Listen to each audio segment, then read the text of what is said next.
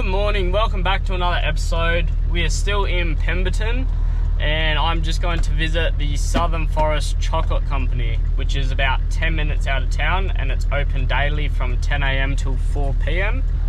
And on Wikicamps it reckons there's pretty nice scenery there, and it's rated 4.9 star, which is very highly rated, so pretty keen to go check that one out. I think I've been there once, but I'm not too sure. I'll know when I get there.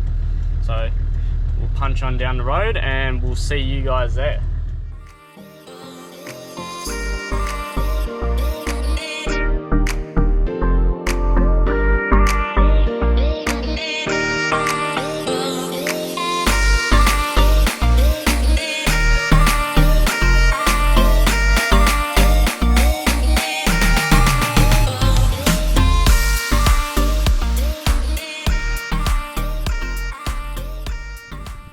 How cool is that? Got a normal bar of chocolate, a normal white bar of chocolate, and also a cookies and cream. So go chuck that in the fridge now.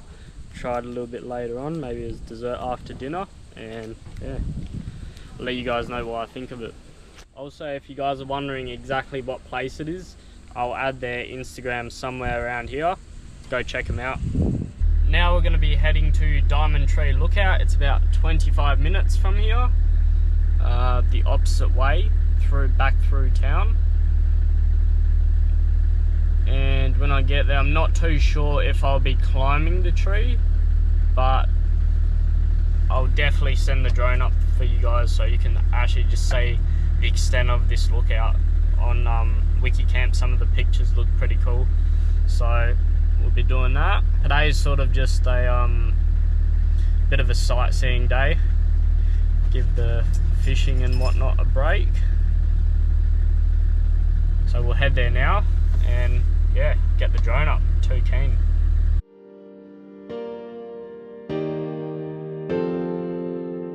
Here we are guys, just got to the Diamond Tree Lookout. Have a look. Right there.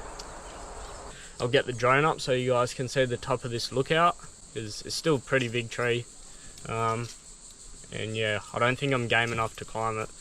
Just don't do too well with heights, but yeah, we'll get the drone up.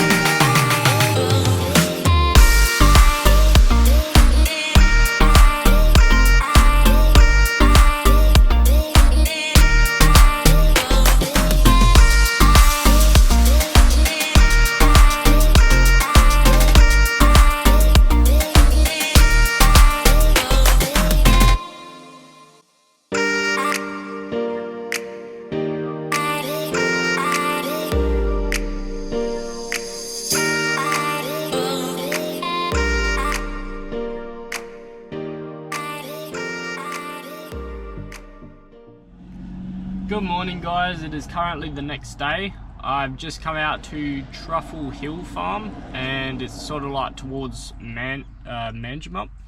So we're gonna go in and have a suss. It's sort of like a bit of a winery as well as truffles and whatnot. So yeah, we'll go in and have a bit of a suss. I've never had truffles, so I think they actually have some truffle tasting as well. So we're gonna go do that and probably buy some truffles if they're any good. So yeah, we'll go in, have a suss, and take you guys with us.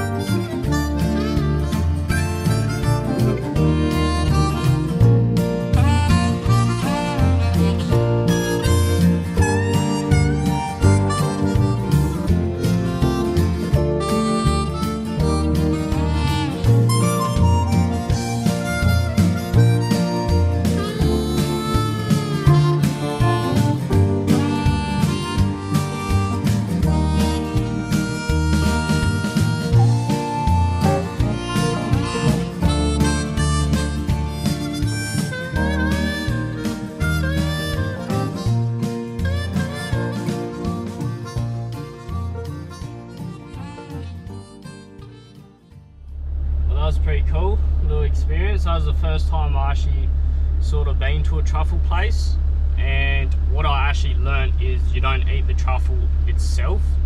It's because it's more like, you sort of say it's more like a spice.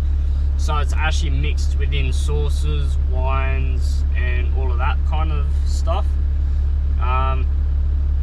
This Truffle Hill Farm was actually one of the first ones in the southwest here.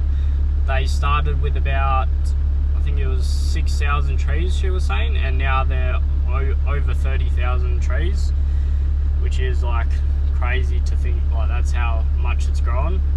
And they produce the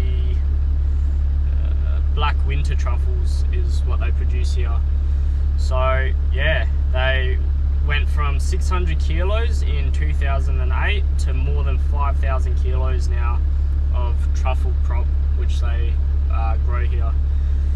And also their first trees were planted in 1997, and 6 years later the first truffle was discovered, weighing at 168 grams. So yeah, some pretty cool history. Also got this for Dad because I know he likes his hot sauce, so I got some. Yeah, it's actually pretty hot as well, as you guys can see in the video before. I tried, it was the last one I tried, and yeah, it's actually got a bit of punch to it, so he'll definitely like that because he likes his chilies, and it has a real distinct sort of flavour because obviously they use truffles in it. So yeah, I think he'll like that.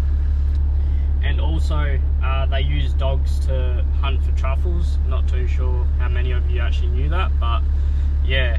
And here it says pretty much takes about 3 months to train a dog to detect the scent of a ripe truffle, although largely influenced by its breed and temperament. So obviously certain breeds are used for different things, like say border security or like police dogs, or even like truffles, because each dog has a different sort of sense of smell and hearing. So yeah, it's pretty cool that they actually do that. Alright, now I just want to go picture the sign quickly. Anyways, so now we're gonna head to Manjimup. I'm gonna go get some lunch, and then from Manjimup I'm gonna head to, what's it called, Beedalup Falls, and that's sort of just near sort of where Pemberton is. So yeah, we'll go grab a quick bite to eat. I'll see you guys at Beedalup Falls. Nice little forest hike to it, 300 meters that way. I think I can hear it as well.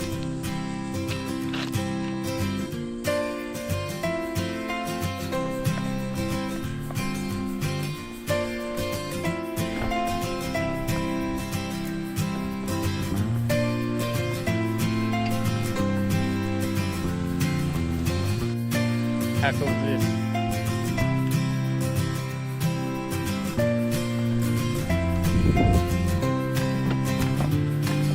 A bit sketchy.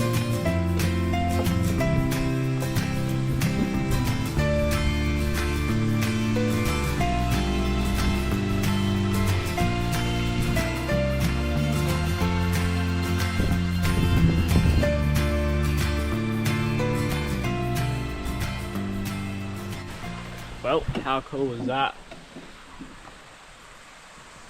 Gives it like a full jungle type feel. Pretty cool. Anyways, up this step and then go around the top where the actual waterfall is itself, and there's a bit of a lookout up there. Just a few more steps.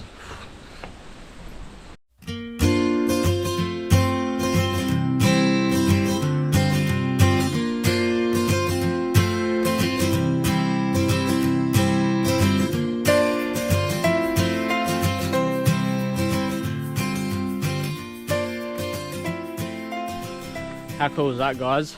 A little natural waterfall down here. Whew. Anyways, that's it for today. Gonna get back to camp, chill a bit.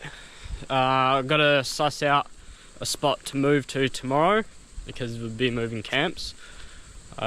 More than likely it'll be more towards Walpole, but we'll see.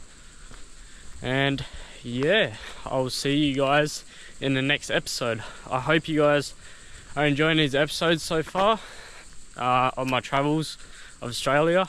Obviously, haven't really gone too far, but that's because I want to travel as slow as possible and see everything there is to see.